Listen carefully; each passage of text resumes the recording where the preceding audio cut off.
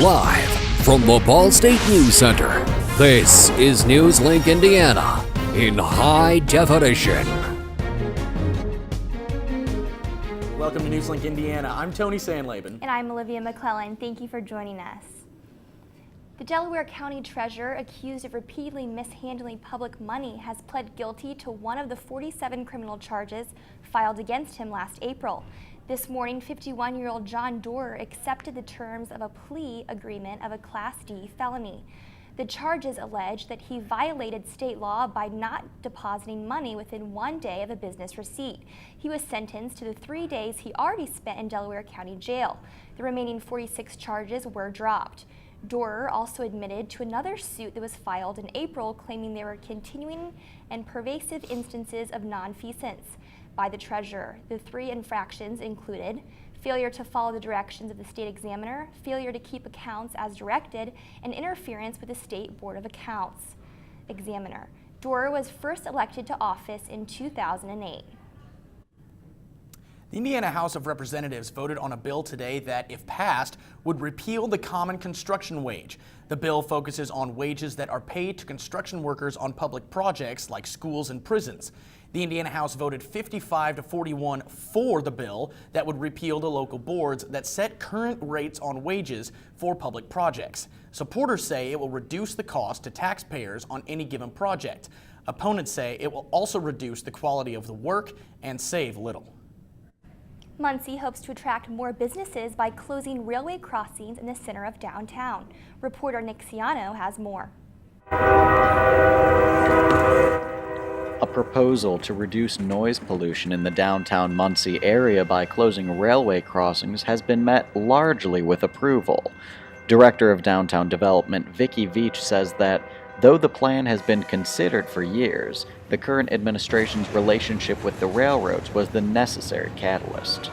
In a 2014 study, Dr. Michael Hicks wrote that silencing train horns or closing crossings would increase property value by $35 million.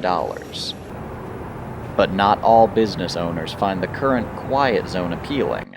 Brandon Mundell, owner of Toys Forever, acknowledges that there are niche markets that the city can use due to the presence of railways, and implementing a quiet zone would cause losses for other businesses. Probably hard to gauge a little bit, for my business. Yeah, I think there's some impact. I mean, it's probably not a huge impact, but yeah, I think I will have customers who will be disappointed.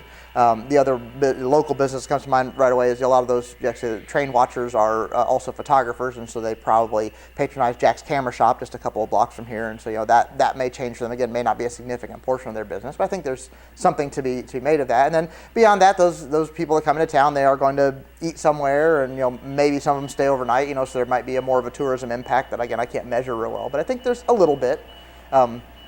Is it offset by what we may gain? Maybe, maybe not. The project is slated to cost $5 million. The city is still trying to find the balance for the rest of the project. In Muncie, I'm Nick Ciano for NewsLink Indiana. 9 businesses opened in the downtown area in the past 14 months, and the Muncie Downtown Development Commission hopes that closing the railroad crossings will attract even more this year. And the good old days of long I-step tests and filling in bubbles for 12 hours are officially over. Not the test itself, but the time to take the test was officially reduced today after Governor Mike Pence signed a bill into law. 3 hours have been shaved off of the test, as well as an additional hour for the 5th and 6th grades. Senate Bill 62 makes the social studies portion of the test optional and changes the way some questions are piloted for next year's exam. The bill was fast-tracked before this year's I-STEP in hundreds of Indiana schools. And Olivia, weather today was pretty cold. There was some snow on the ground, but luckily a lot of it was kind of clear. That blizzard over the weekend was a little crazy. Definitely made some interesting travel conditions. Yeah, for sure. I was traveling from Indianapolis this weekend and it was awful, but I'm glad it's getting a little more cleared up. So Nathan DeYoung, what can we expect for the weather this week?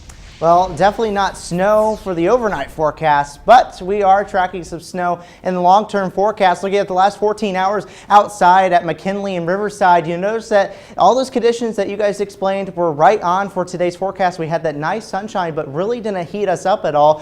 Looking at current wind chills right now all across the state of Indiana, -8 degrees right now in Muncie, so that's our actual feel-like temperature. So you definitely have to bundle up if you're headed out to any of those evening activities. Looking at satellite radar over the last 6 hours, you notice that conditions are clear, therefore impacting our temperature for tonight. For tomorrow's forecast, bus stop forecast tomorrow, 8 a.m., 7 degrees, cold start. You're going to have to bundle up those kiddos or bundle up if you're headed out to class.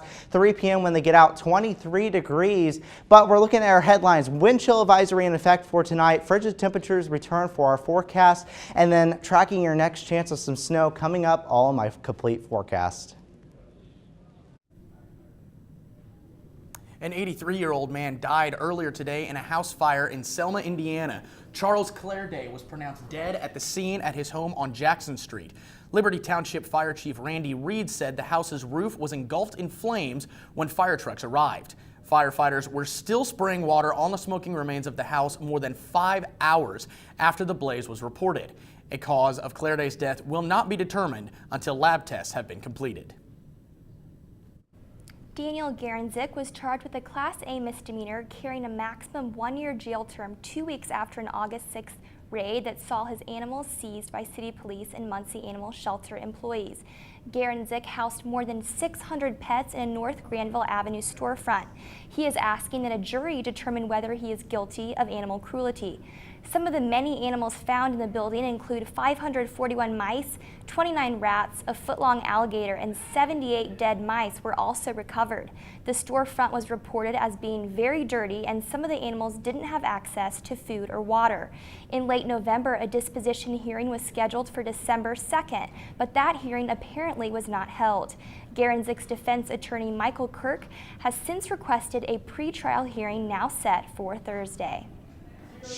And when we come back, we'll take a closer look at the ongoing Student Government Association elections. And in orange is the new Black Star comes to Ball State. Stay tuned. Pretty much a good day for me would be people leaving their hands off of me. I'm always called names. Everywhere that I go, there's always someone calling me names, calling me gay. I've been choked, thrown up against a wall, punched. Nobody's ever tried to help me.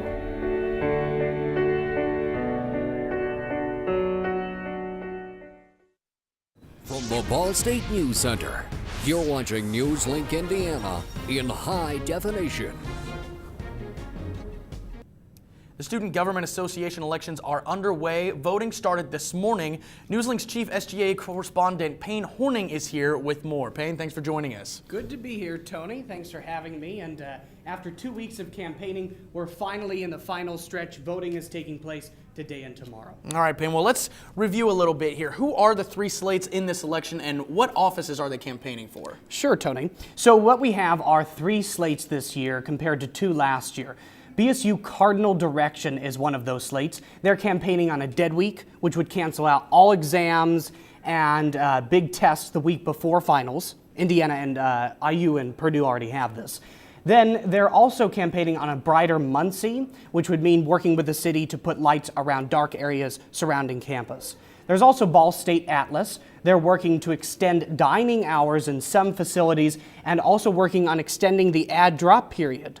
And then we have Momentum BSU. And what they would like to do is create an international buddy system, which basically is a mentorship program for all international students coming into the university. And they also have an interesting platform point to take another slate's platform point if elected, should it be achievable. All right, and now on Friday, we saw some things kind of turn a little bit. A number of the slates, in fact, all of them actually kind of got some disappointing news. Can you give us a little more detail on what exactly transpired there? Friday was a dark day for the elections. I was covering it, and so for BSU Cardinal Direction and Ball State Atlas, they both appealed a fine for early campaigning. The elections board was the opposite party, and they took it to the Student Judicial Court.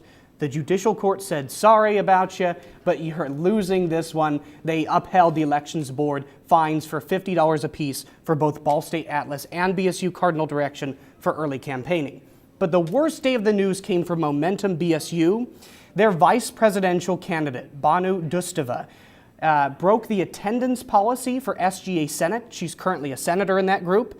And after not adhering to the attendance policy, missing having three unexcused absences, she was kicked out of the body. And it's important to note that because she's campaigning as the vice presidential candidate in Momentum BSU, and if elected, she would lead that body, and she was just kicked out of it. It's interesting twist there for sure as far as this election goes. Now, I guess one final question, how does one vote? Sure. So everyone in Ball State University, if you're a student, it doesn't matter full-time or part-time, you received an email over the weekend from Jennifer Jones Hall, the Assistant Director of the Office of Student Life. You follow that link. It's an individual link for each student. 19,000 links have been sent. And you get a chance to vote in this election for one of the three slates, but you only get one vote. All right, Payne, NewsLink SGA's correspondent Payne Horning, thank you very much for joining us. Good to be here, Tony. Thanks. All right, and Saturday, Ball State's 8th annual dance marathon raised over $500,000 for Riley Children's Hospital. This total was nearly $200,000 higher than last year's total and over 12 times higher than what was raised 5 years ago. During the event, students stood for 12 hours from 2 p.m. to 2 a.m. for the children at Riley who are not able to stand on their own. Multiple Riley families were present at the event and shared their personal stories with the dancers. Plans are already being made to begin preparation for next year's 9th Ball State Dance Marathon. And students here at Ball State had a very special guest come to visit this evening. Transgender advocate and actress Lavreen Cox presented Ain't I a Woman? My Journey to Womanhood as part of the 2014-2015 Excellence in Leadership Speaker Series.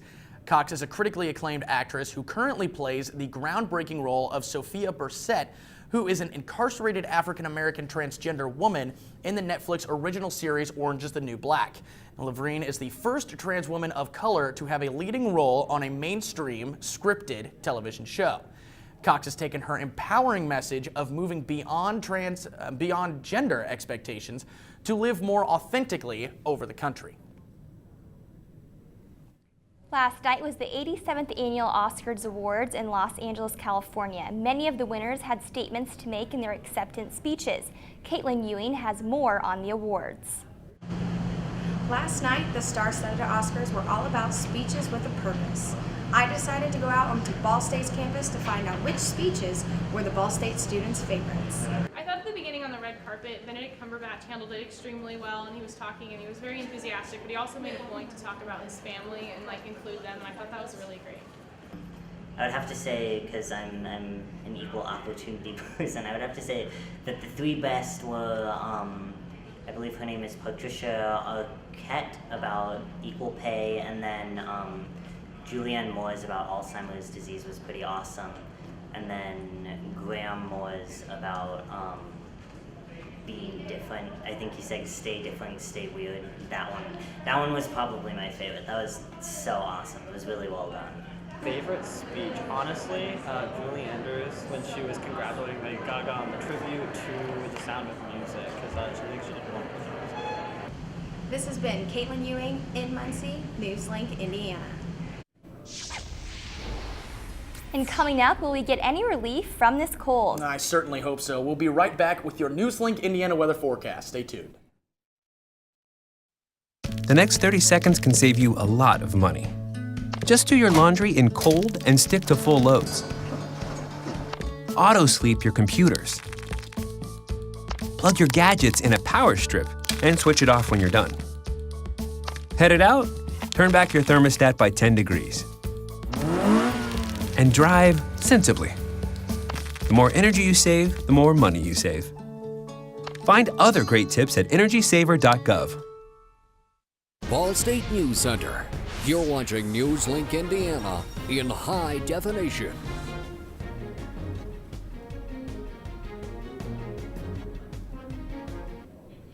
Now, I don't know about you, Tony, but I am ready for Florida next week. It is too cold here. Oh, I absolutely understand. Unfortunately, I'm going to Connecticut, so it probably won't be that much warmer where I'm going, but it certainly will be a fun time for spring break. But anyway, as far as the weather here is concerned, Nathan, please tell us it's going to warm up soon.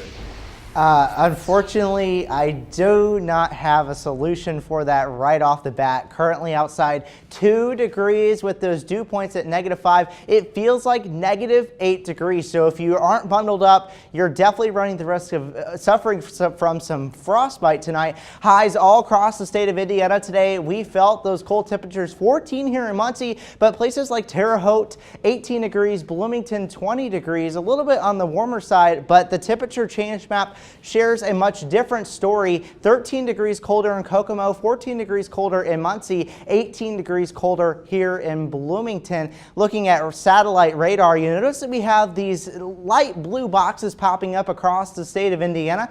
So looking at Muncie, you notice that we do have a wind chill advisory in effect until 9 a.m. tomorrow morning, and that goes in effect at 3 a.m. here in Muncie. Looking at those forecasted wind chills overnight, you see that we get down to -7 as a feel-like temperature all across the state of Indiana. Temperatures remaining in the single digits over the next day. Precision Cast shares a much different story. We see that the clouds continue to build in for tomorrow evening, where we could run the chance of some flurries, but we're also tracking the chance of some snow showers for your weekend forecast. Tonight, -3 as your overnight low, and then we're also looking at tomorrow, 23 cold, partly cloudy, but it will be overall a pretty decent day. 7-day forecast overall, we're looking pretty good. We're going to see those colder temperatures return on Thursday along with that cloud cover. I know that's not a good story. -2 for Saturday morning's morning low, and then looking into next weekend, we are going to see those much colder temperatures,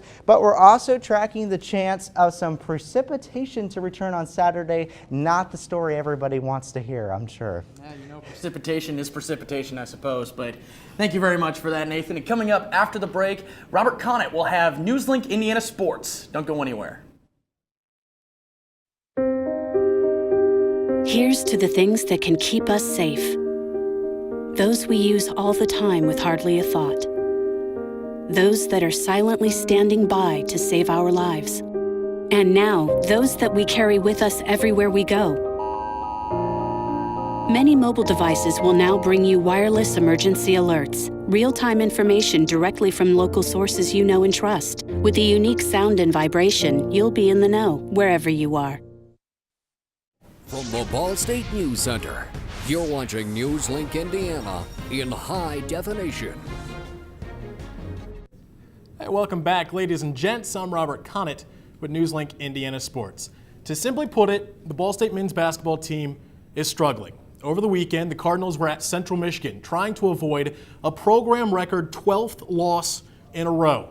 Ball State had 3 guys in double digits, led by freshman Sean Sellers with 19 points, but Central Michigan did the Cards one better. The Chippewas had 4 guys in double figures and shot 58% from the floor. Final score on Saturday, Central Michigan winning 83-60. Ball State is now 2-12 in the MAC, 7-18 overall. They'll look to pick up their first win since January 10th at home tomorrow night against Western Michigan. Now that will be a rematch of a game that started this 12-game losing streak. Fans might recall the game at Western Michigan, double overtime thriller that ended in a very bizarre way.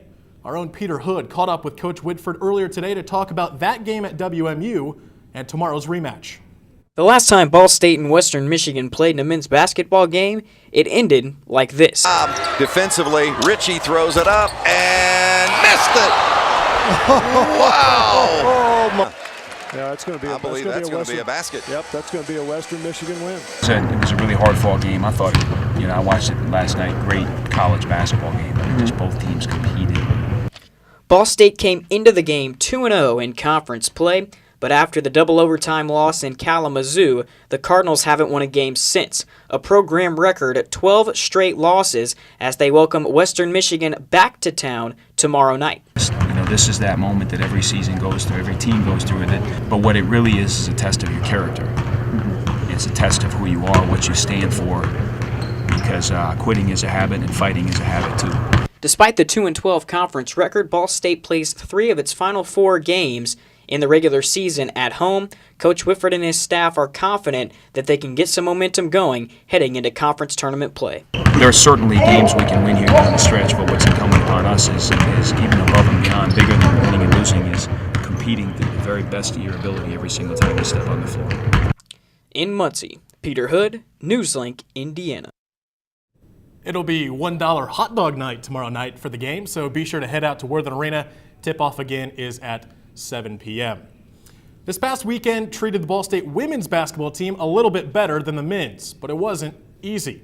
The Cards held on to a 51-43 lead with just over a minute to play, but the Huskies battled back late to make it 51-50. With under a second left, NIU held possession, but the Ball State defense was able to hold on as Northern Illinois could not get a shot off before the buzzer. Renee Bennett led the Cards with 14 points and 5 rebounds. Natalie Fontaine had 12 points and 5 rebounds. With their 5th straight win, the Ball State women's team now 15-10 on the season, but still first place in the MAC West Division with a 11-3 conference record. The Cards will be in action at Worthen Arena this Wednesday night as they will host Eastern Michigan at 7 p.m. The Ball State baseball team had a great busy weekend in South Carolina as they picked up their first win of the season. Actually, they picked up their first 4 wins of the season. The Cards were able to sweep High Point 3-1 on Friday and 6-3 on Saturday. They didn't stop there as they beat Elon twice, 18-8 in the first game, 8-3 in the second game. Ball State baseball now 4-2 on the season. They will play once again in the Palm Tree State this coming weekend, taking on Illinois, West Virginia, and Coastal Carolina. Staying on the diamond, the Ball State softball team played in the South Alabama Invitational. They went 1-4 on the weekend. That lone win coming on Friday against Sam Houston State 8-0. The 4 losses came to Jacksonville, nationally ranked South Alabama, and they lost twice to Chattanooga. The softball team's 6-8 on the year. They'll play in the Purple and Gold Challenge at LSU this coming weekend. The Ball State football team made a scheduling announcement earlier today. The Cardinals added a 2-year home-and-home series with Georgia State from the Sun Belt Conference. BSU will host the Panthers in the 2015 season on October 17th. The Cards will then travel down to Atlanta to play Georgia State at the Georgia Dome during the 2016 season. Ball State's non-conference schedule for the 2015 season now complete. With the addition of Georgia State, the Cards will also play at home against VMI. They'll be on the road playing at Texas A&M and Northwestern. And finally tonight, iconic image in basketball history for Indiana. Today is the 30th anniversary of Indiana University coach Bob Knight throwing the chair in his tirade of chewing out officials just 5 minutes into the game against Purdue. As you can see it here, throws the chair. He also picked up 3 technicals. He was ejected from the game. Yeah, it's interesting to watch that clip from 30 years ago, but I think everyone in Indiana knows exactly where they were when that happened. You know, as a Purdue fan, I was kind of thinking, you think of Bob Knight, he's a legend, but at the same time, he's really known for that iconic moment against Purdue. So It's kind of one of those things where it's like, interesting. What a character. Well, thank you very much, Rob. And stay tuned as NewsLink Entertainment is coming up next after the break.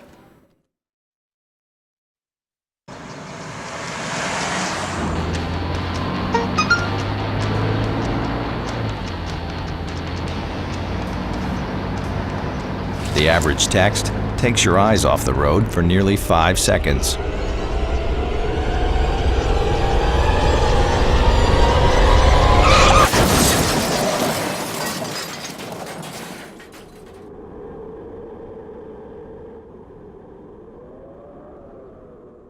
State News Center.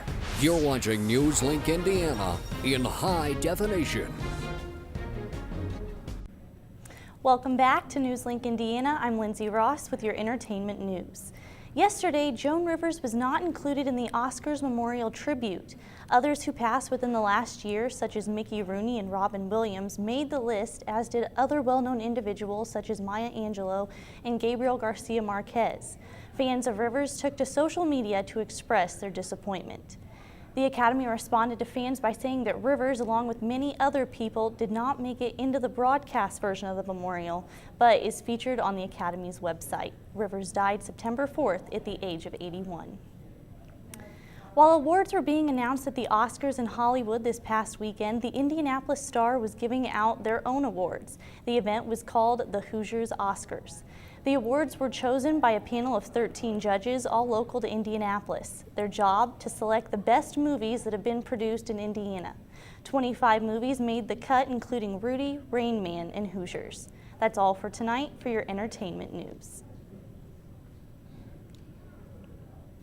Thanks, Lindsay. Now I'm going to take a final look at weather. Yeah, definitely. Temperatures aren't going to get much better for our week. We're tracking a -5 morning low on Friday, but we're also tracking your next chance of some precipitation coming in for your weekend. Not the story everybody wants to hear. All right, well, thank you, Nathan. That's all tonight for NewsLink Indiana. Be sure to watch tomorrow night at 9 p.m. right here on Cardinal Vision. Be sure to like us on Facebook and follow us on Twitter. Have a good night.